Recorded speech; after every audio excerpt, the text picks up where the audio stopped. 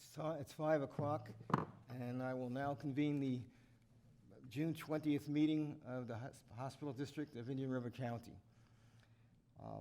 At this time, I'd like to call upon the senior pastor, Ben Ginny from Pillar Community Church, for our invocation. Gainey. Biz Gainey. Yes. Gainey, I'm sorry. It's fine. Let's pray. Heavenly Father, we give you thanks for the privilege of leading and serving in our communities. We give you thanks for those who give tirelessly of their time, give their best efforts, Lord, bring the best to every decision that is made in the hopes that the most can be served well and taken care of, Father, and given adequate provision. I thank you for this group of men and women before us tonight, and I pray that you will give them wisdom for decisions that are made regarding budgeting or just direction, proposals. There may have some that are weighty, Lord, that require an amount of discernment, and I pray that you will just provide a pathway forward, and that in all decisions that are made tonight, you will just grant them great wisdom and guidance, Lord, and it'll bring great good to our community. We give you thanks for all the gifts that you've bestowed upon us. We ask these things in the name of the Father, Son, and the Holy Spirit. Amen. Amen. Very Thank nice. you. Thank you. Now, I'd like to lead us in the Pledge of Allegiance.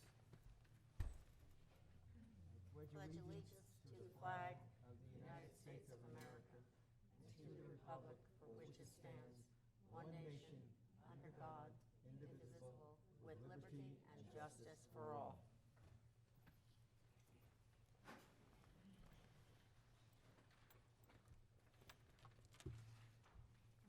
At this point, I'm going to read the current agenda.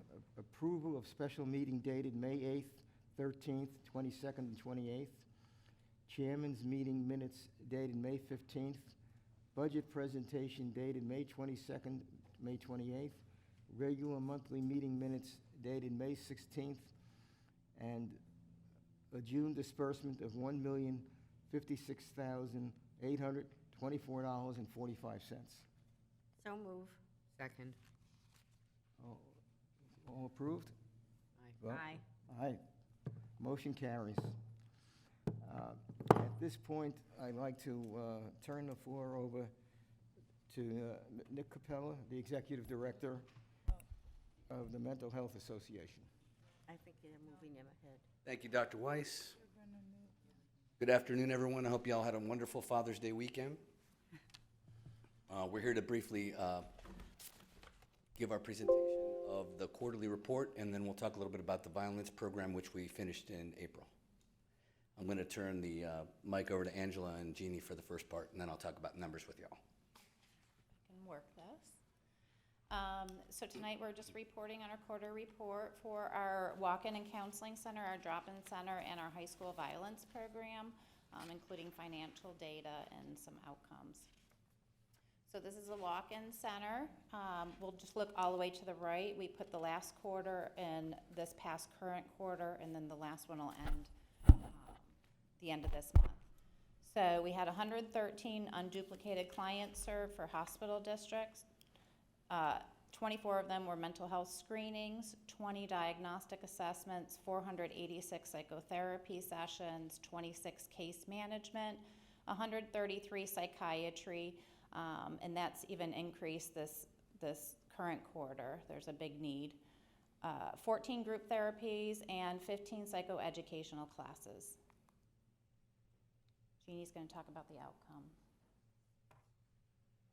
So for the fourth quarter, the outcomes that we report on, we had set our own standard of 70% of clients discharging successfully. So for January, February, and March, 50 of our 60 discharged clients for that quarter successfully completed their treatment with favorable outcomes at a percentage of 83%.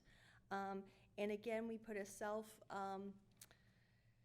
created guideline of 70% or more of clients having reductions in anxiety and depression scales, specifically the GAD-7 and PHQ-9. 30 of 56 of the clients met that standard, converting to a percentage of 53%.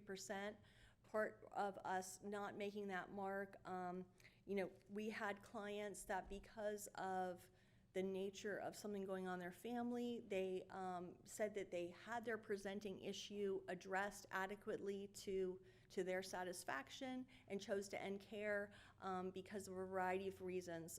Some people moved away, moved out of the state. Some people had a family member in a medical crisis that they were focusing on other issues. So they didn't make the 5% point decrease on those scales, but some of those were clients that discharged successfully. Of those, we had 37 total clients that instead of just meeting the 5% decrease, had on an average point decrease on the anxiety scale of 7.8 points, and for depression scale, 7.9. So we had people drop from severe anxiety all the way down to the mild range on the PHQ-9 depression scale, going down 3 categories.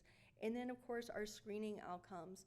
Since 2007, we've been providing all ages walk-in mental health screenings. We are making, to the best of our ability, verified contact with all of those folks to make sure that they're safe within 24 hours of screening.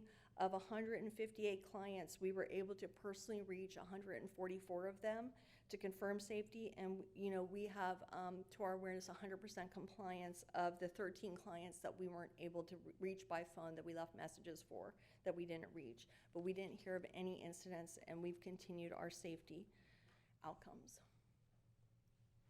This is a client satisfaction. I'll go through it real quick. On screenings, 72% said they were less stressed after the screening. 81% said they were more hopeful after the screening.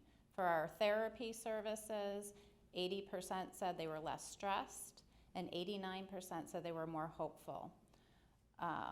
And then also in therapy, that 98% said their needs were being met. For our psychiatric services, 95% of clients reported that they strongly agreed that their provider listened to their needs and concerns. For our drop-in center data, we had 136 unduplicated members in Vero Beach and 2,380 visits. And I'm not going to bore you with all those details, but you have the presentations. But we just want to point out that 97% hadn't been hospitalized in the past 3 months, and that's the severe and persistent mentally ill. As well as 97% haven't thought about committing suicide, 96 not attempted, and within the last 3 months, 100% have not been arrested. Wow. Pretty good, 100% non-recidivism. Has that happened before? I don't think we've been that high before. Usually we're somewhere in the 90s, but the drop-in centers really do have a wonderful impact on the community. Are you seeing an increase in anxiety and depression? Yes, Jeannie, could you answer We're that? seeing a really high acuity level with symptoms. Our treatment team includes licensed mental health counselors and licensed clinical social workers. We are Baker Act professionals, and personally, in just the last month, I've written more Baker Acts for people that had imminent risk of harm to themselves than I have in years. I don't think that's particular just to this community, though. I think that's throughout the nation. National. Throughout the And what age group? What age groups are? Variety of ages. Some of those were youth, but just a variety of ages. Of course, we're the local affiliate for National Mental Health America, and their 2009 State of Mental Health in America, Florida was the #1 state with adults with thoughts of suicide, and 8th with adults with a mental health concern, and 9th with those same group of adults saying they couldn't get care. You just wonder if it's also our elderly population. They're so lonely. A lot of them are alone, A lot of depression there. And depression. A lot of depression there. We have seen people come in for screening, and the precipitating event is a health crisis, a medical crisis, being diagnosed with cancer, being diagnosed with a fatal illness, having significant loss of functioning that has completely changed their lifestyle, and people are dealing with a lot. I have one more question, then I promise I won't ask too many. If someone is arrested, usually if they're picked up because for some reason it's an aberrant behavior and they might be taken to the jail or the whatever, and it looks like it might be a mental problem, how quickly are you notified about, or is someone notified about that? They could get routed to the mental health court that we now have in Indian River County. Okay. They could, depending on the. But they're held until that, Be under mental health court and go through treatment under that jurisdiction to get even charges but accepted. are they held until that comes up, or are they just let? I know that they would have a hearing the next morning, I guess. Oh, okay, so it's pretty quick. Housing It- status, Well, too. it depends on the deputy or the officer, but usually they're held over, and then the next morning they'll have the, They'll see some, Yeah. okay. Thank you. no worries, and ask as many questions as you like, that's why we're here. I know. Okay, thank you. Okay. As far as our financials are concerned, as you can see from for the quarter ended March 31st, 2019, checking account balance has gone up about $22,000. Level on the money market fund, endowment fund is $406,000. We can't spend any of the endowment money until there's $500,000. The Dr. Brugnoli Endowment Fund for Children and Veterans is up to $30,000. Anything over $27,000 we can spend, so that's available to us. As far as revenues and expenses, as you can see, we had a better quarter this month than, or this quarter than the last one. We're up about $10,000 over the last quarter, so we're down. We have shown a net loss for the year of $24,923. As far as our drawdowns with regard to our grant from you, pretty much stable except for March. We had a slight decrease. That's because we started the school violence program, the portion where our providers went into the schools in March and completed it in April. I just want to introduce you to Jared. He's one of our providers. I call him Tiny because of his size. He's done an incredible job there along with Jeannie and some of our other providers. The kids really loved him. On to the school violence program if you have no further questions about the walk-in centers or the drop-ins. Okay. With regard to the school violence program, we saw 970 ninth grade students, 440 at Sebastian, 530 at Vero. Of those, 513 completed their surveys. 74% of those that completed the surveys agreed that the program encouraged them to make positive choices. 68% agreed the program encouraged them to think about new things in a new way. As far as crisis and therapeutic support, following the program, there have been 21 unduplicated students for a total of 97 services provided or client visits. Go back to that one, please. Sure. So out of all the ones that did the survey or did the program, 970, you did identify 21 unduplicated students who needed further or agreed to further. That's correct. Okay, For crisis intervention. for crisis And intervention. a lot of them learned a lot. If you look at some of the quotes that we have afterwards from the students, their comments are pretty intriguing. Was there any specific story? Of course, we're always trying to identify that one individual that may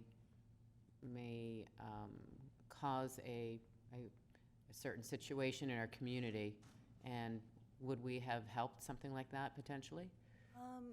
In terms of violence, we were seeing more of crisis of depression, harm to self, but I do want to, the members of the committee and the rest of you that are hearing our report on this that voted for this program for violence prevention and intervention, there was a Safe Schools Initiative study of 41 school attackers, okay, over 25 years. And 75% of those that committed those violent acts had prior suicide attempts, right? And also talked about being in a state of depression or desperation. So, we understand emotional and behavioral health, and we want to be preventative on all levels. We would certainly work with students that are expressing threat or aggression as well, but we also know that treating underlying issues and treating the depression is really how communities stay safe. Dr. Sharon Packard, who's the school district mental health coordinator, their mental health team that was put in place, that their coordinators, they're dealing with, 6 or more referrals a day for mental health. So it does take an entire community banding together to reduce risk. And, we've established a good relationship with the school district. Dr. Packard, she's the school psychologist for the district, and planning to do a program started at Loyola University called Erica's Lighthouse, which not just school violence prevention, but it's also suicide prevention for kids. So looking forward to doing that next year. Here are just some of the comments from the students. There was one that said, "I liked Tiny best, he was cool." But actually, I was very surprised at the honesty with which the students answered the survey and the level of comments that they said. They were pretty blunt and truthful, which I appreciated. And I gotta tell you, beyond what students were in their survey, we really did find being facilitators and as clinicians providing this skill building life skills program that we were really able to reduce mental health stigma. Comments we got from the kids were things like, "How are you a therapist? They're weird. Mental health people are strange, but you guys are cool." And some of the kids, we've even gotten referrals from parents. Kids would ask us for brochures, say, "My mom needs help for her bipolar." I'm so glad to know one of the parents reached out to us and said that her son, who had gone through life skills training with our team, wanted to reassure the mom that if he ever got in trouble, he would never do anything to hurt himself because he now knows the Mental Health Association is there and all he has to do is walk in. Good, That's good. that's good. So as far as spending the money for the school violence and intervention program, we've spent approximately $43,410 for both the teaching part as well as the crisis intervention. There's approximately $32,000 left in the budget for further crises until the end of the year, so we spent your money wisely. We hope you see that. And we do really appreciate you guys doing this for us. It's really a necessary thing. I was asked because we applied to CSAC this year to do the violence and suicide prevention program for the grant this year because we didn't want to hit you guys up again for that. But they asked me if they paid us less or didn't pay us at all, would we still do the program? And I said, well, we'd have to scale it down to 9th grade, but I'd volunteer and do it myself if I had to. It's that important to me and our community. I think it saves lives. It saves us taxpayers money by doing these grants now in terms of prevention versus the cost to a community afterwards. That's the end of our presentation. When will you hear about that reimbursement from CSAC? I called Jason Brown today, so hopefully I'll know by next week. Very good. Thanks, Doc.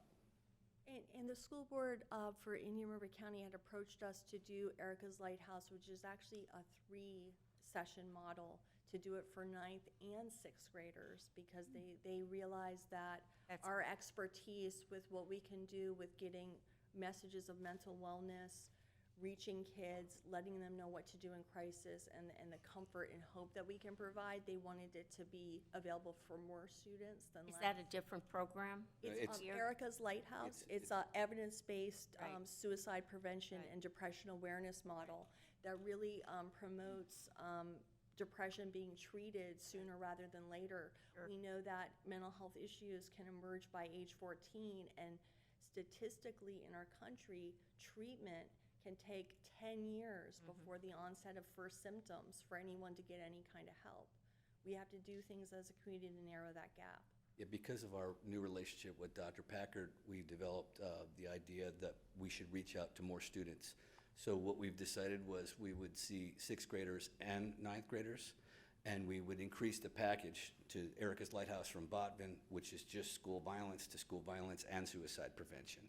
And therefore, instead of just 970 9th graders, we'll be reaching out to 2,772 students this year. So it'll be a shorter program for them, which they'll like, and it'll be a better program because it will also include suicide prevention. In 10 schools. And it'll be in 10 schools in the district, 10 public schools in the district. Good, instead of 2. great. Great. Thank you. Oh, thank you, brother. Thank you. Okay, Thank you, honey. All right. thank you. The next item we have is our district council's report. Ms. Pesky? Thank you. This past month was a pretty busy month with the district, with various meetings concerning the RFP committee to select an organization to run the Gifford Health Center. Following the board's selection of TCCH to operate the Gifford Health Center, I've been working with district staff on various matters related to the Gifford Health Center as we continue to work towards finalizing a lease and a new funding agreement. Continuing to work on that and hope to have something to the board to review within the next month, once we have TCCH's council look it over and get their comments as well. I've also been working to review as need be the district's upcoming budget cycle meeting and materials, as well as all monthly meeting minutes from May and our special meetings that occurred during that month as well. And of course, I'm always available to respond to any of your questions and do so as they arise. Any questions? Oh, thank you very much for an excellent report, Thank you. as always. Our next item is the finance statement and review, which will be given by Anne Marie Soriano, our executive director. Okay, I have handed out also a written report that Alan has submitted in his absence, most of which is was outlined this morning regarding the budget. But as usual, we are in a very sound financial position. We have received almost all of the tax revenues that we have expected to receive, $15.5 million out of the $15.8 million that we have taxed for. Obviously, that, as Alan explained, that is building our reserves, and there will be some monies that are unspent this year due to the Cleveland Clinic and the lower billings from the health department, or the reduced billings from the health department this year. Otherwise, everything else, as far as the program expenses and administrative expenses, are either at or under budget. For the month, a little bit over for the year on the administrative side. And I think that covers financial statements, unless anyone has any questions about that. No? Thank you for an excellent report. The next item is our executive director's report. That also has been submitted within your packet, and I do have one item to add to that tonight. In April, this board did vote to terminate the accounting services and payroll services that were being provided by Special District Services. As the last kind of step to that was effective or will be effective, their termination ending at the end of this month, June 30th. QuickBooks is in place in our office, and Kate is doing the training for that right now, along with Cynthia Johnson. So the final step is to transfer the bank accounts to our local Seacoast branch, and then create new signature cards. So what we need to do is have the signature of the SDS personnel taken off of those, and then we would recommend that we add to Alan and myself, will remain on those signature cards, but we would add our chairwoman, Mary Beth Cunningham, and our secretary, Anne Marie McChrystal, so that there are always two members to sign our monthly checks. They were signed, obviously, tonight's, or will be, as you have approved those. So I would ask that someone would accept a motion for me to have the authority to work with Seacoast Bank to remove the account administrative access from Special District Services to myself, and then Cynthia Johnson will have access to that online banking as a review, as she will be doing the bank reconciliations, and then that we remove from the signature cards the SDS personnel and add Anne Marie McChrystal, Mary Beth Cunningham, Alan Jones, and myself to the new signature cards for Seacoast Bank accounts, our two bank accounts, deposit and the operating accounts.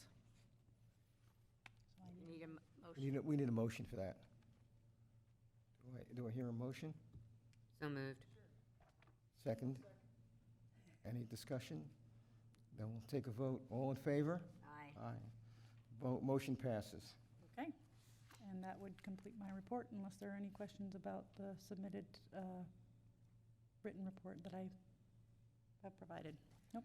Well, thank you very much for, again, an excellent report. Any unfinished business? We should have new business. Is the request and the presentation from New Horizons. Are they here? Yep, George is right here. Okay, then we have a request for additional funding from, and screening for a day pilot program from New Horizons. Yeah, good evening. First, I'd like to talk about the additional funding for our current funding to the hospital district. It is in this pack, and I apologize I don't have it electronically. Currently, the hospital district provides $55,000 in funding to New Horizons to provide care. Year-to-date through May, we have spent $58,579 of that $55,000. We're projecting additional expenditures of about $29,421. If you add those up, we're looking at total annual expenses about $88,000. Provides us a shortfall of about $33,000 for us to continue to provide that care in Indian River. Tonight, we're requesting those additional funds for the remainder of this year. If you turn the page, it's a graphic representation of what was budgeted or what was received and then what was actually spent. The green bars are breakdown of the $55,000 in 12 increments. The dark blue bars are actual expenditures for each month. And then the teal bars at the end is what we're really projecting into the summer. That would represent that $33,000 in shortfall. Some of the contributing issues related to that are that we are getting many of our clients pre-qualified for the care card, and that 8% of our hospital district clients are seen, are referred by community partners. That in the beginning of this period, we had additional physician hours that got a little flush, that we were able to see more people and provide more services. So it created more opportunity to draw down those funds. And then at this point, New Horizons is looking at providing almost $1.5 million in unreimbursed care this year due to DCF funding. So these funds are critical for us to continue to provide the care. And this request is related to us to be able to provide care for the uninsured. Questions for me about that request? We need a motion. I move that we give the additional funding. Have a second? Second. Okay, I'll just have a brief discussion. In the past, we've done this when the need is there, and the need is here. So, congratulations. I appreciate it. Use Thank it you well. very much. The second item I'd like to talk about tonight is actually a pilot program we're interested in initiating. It is in this packet. That is labeled the fast track Can we stop proposal. before you go on? I'm We just sorry? kind of go back, and you need to, I Vote. think we need to finish our vote. I apologize. That's okay. That's our fault, not yours. So, I thought we took a vote on that? We had a first and a second. We have to do an, We had a second. So let's call for the vote. Let's have the vote. Aye. Aye. No, I see no objections, motion passes. thank you. Again, what New Horizons is interested in starting a pilot program here in Indian River. We operate an outpatient service on 82nd Avenue, and the need and demand for that service actually is part of is high based on really the number of patients that come through that service. Because of that high volume of people going through the service, what we're running into is delays in providing care. These are people who come out of the inpatient Bay Crack Receiving Facility or through the Mental Health Collaborative who are in high need to be seen by professionals to maintain their stability, prevent readmission and recidivism. What we are doing is trying to get people in for an intake and allow them to be seen. And if you turn in that packet to the first page, the series of bubbles is really the timeline on how we end up processing those referrals. This process is set up because of limited access to physician hours and licensed practitioners. And so it becomes a bit of a piecemeal where people need to come back to our outpatient office multiple times based on availability of the professionals and the person's ability to receive transportation to get to us. That can take sometimes a longer period of time, from days to weeks, where they may need the service very quickly. Those delays put that person at potential risk. And we've been looking at some internal processes that we can do to help expedite that. And one of the ideas that came out of it is what we're considering an open intake day. If you turn the page to the one bubble, this is what we're proposing, is that we would make available a psychiatrist or an ARNP, a therapist, and a case manager, along with some office staff support, that we would basically 1 day a week have those people available for an entire 8-hour period.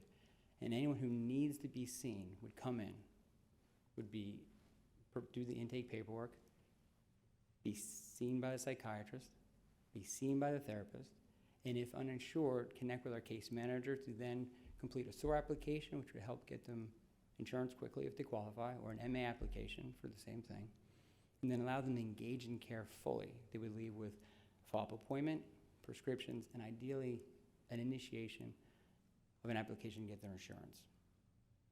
Once you complete the application, any services provided since that day, then if they qualify and are approved, could be billed back out to medical assistance and then be paid for. What we're asking for from the hospital district is to provide initial funding and for a 6-month pilot to pay for those professional services of the psychiatrist, of the therapist, and the case manager, along with some support staff. What we would like to do in the process is, as we see people coming through the office for that 1 day a week, and we get them processed and seen, and then we secure insurance, or if they have insurance, we then reimburse back to the hospital district pool of money that we're requesting to begin to feed that money back in, so we're not constantly just drawing down those funds. Those funds be replenished as we secure insurance. Our hope is that we would be able to secure insurance for the majority of people we're seeing, and so those funds then can be stretched out over time. It sounds like a great program to have 1 day, and then you could just track it. But I have a question for New Horizons. How do you start new programs? I mean, a lot of organizations get grants for new programs. They have a fundraising mechanism in place. And as new programs become evident for the need, they usually go to the philanthropic community to get funding for new programs and then build on those programs. So how does New Horizons do that? In general, what we do is we do a development plan, where we develop a new program. Right. We do a needs assessment. We identify the need within a community. We then identify how New Horizons can approach that need within the community. Then are those services we can provide reimbursable through the managing entity or through other areas? We do have some resources available that we would then expend if necessary, initiate the program, and then control for cost the best we can while maximizing the revenues, and so it can be sustainable. But in the needs analysis, we would actually talk about a sustainability factor. Is this sustainable over time? Because the concern, I'm sure you've all have seen, Right. great ideas come along and yet they're not sustainable over time. Exactly. And so great ideas then go away and you create this expectation of hope that then can't be fulfilled. What our hope is with this process is just creating a second track within our current outpatient service. I think what we're trying to figure out, now that the hospital has, is not as much of a funding as we had in the past. New programs for very, very good organizations, but where are they going first for the new programs? And how are they building on it? And then what, because I think the district is a very good source of these programs, but I don't think that it's fair to ask the taxpayers to, and I usually don't say that, as everybody knows, That is really an unusual thing, because I do believe that everybody should share in what we're trying to do for the health of the community. But sometimes, you know, I also think it's the organization's responsibility with the board, develop the program, get some funding from some philanthropic, whatever your sources are, and start the program, and then grow it. And then, you know, if it looks like it's going to really affect what you're thinking is going, not just a new program, well, in 6 months didn't really work out, you know, type thing. Not that this wouldn't, I'm sure this would be wonderful. But then come to the district, this is what we're doing. These are the people we're seeing, but we need further funding. You know what I'm saying? I think what you're saying is Because there are so many organizations. We have a lot of new organizations looking to the district. So And- I have a, Go sorry. ahead. No, go. Thank you. I have a few questions. So you're saying 68 new clients will receive. What I'm needing to see in front of me is, you know, how many clients overall you expect over a 6-month period of time, let's say, or whatever. Yeah, we're doing 6-month period of time. Out of that, those individuals that you see, and I know you have percentages, how many of them would be, could potentially be a district patient versus what you're talking about, receiving the insurance? So I can see the numbers and see how this 70,000 longevity that you're talking about, just some more numbers, some qualifying numbers. Great concept. The other question I have for you too is that you're putting aside one day, but you're putting aside how many people to do this, because you're continuing to do, you're providing services for everybody else. So what's your FTEs that we're going to be working on this program so that you're able to do this? for the one day, we'd have 8 psychiatrists dedicated to this track. We'd How have many? 1 psychiatrist, 1 therapist, 1 case manager. Okay. And some office support that would have to be, obviously. We'd almost create a separate, you'd come in and then be tracked based on your needs.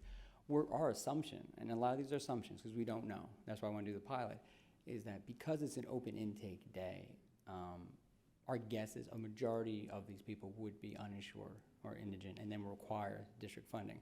Our hope is by having a case manager, the kiosk with the MA application there, or the SOAR application can complete, that by completing it that day, we can build back to that day. Even that day of service can be billed once they're approved. Talking to the managing entity, they believe SOAR applications have an approval rate of about 85%. So you don't really know how many people are really going to be uninsured or indigent. And I just want to point out that the hospital district is really the provider of last resort. And I would have I liked you don't to. like to hear that. Well, we are, in essence, we really are. And what I would like to see is going to private sources first before coming here, because the taxpayers we're getting bombarded, frankly.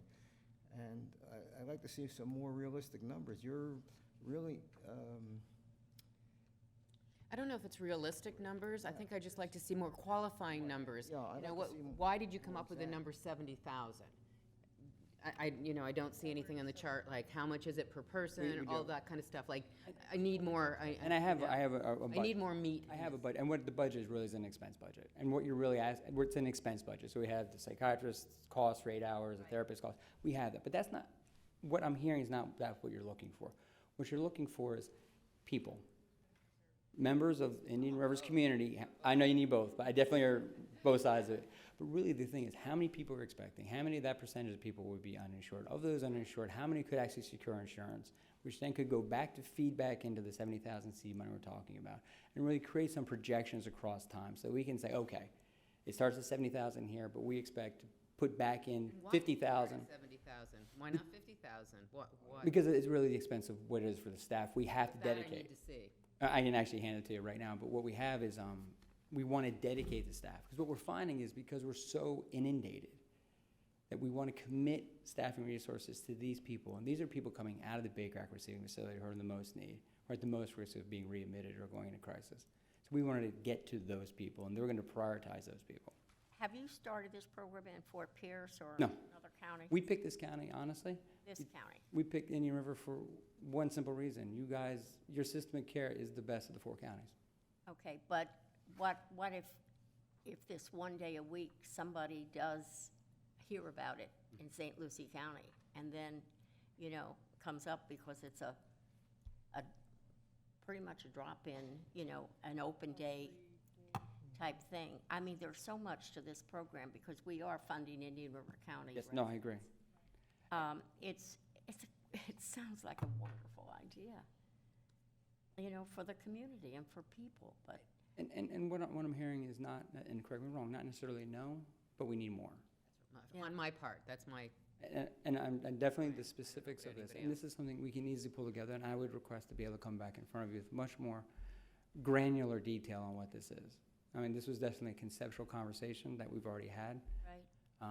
I'd like to be able to get you some of that detail work, because we feel that by having an open intake day, we can get those people who need it insurance, we get those people who need it care media. And I know that conceptually, we all agree, but being funded a last resort, really the question is, what is the money going for? My hope, honestly, is the initial $70,000 for 6 months.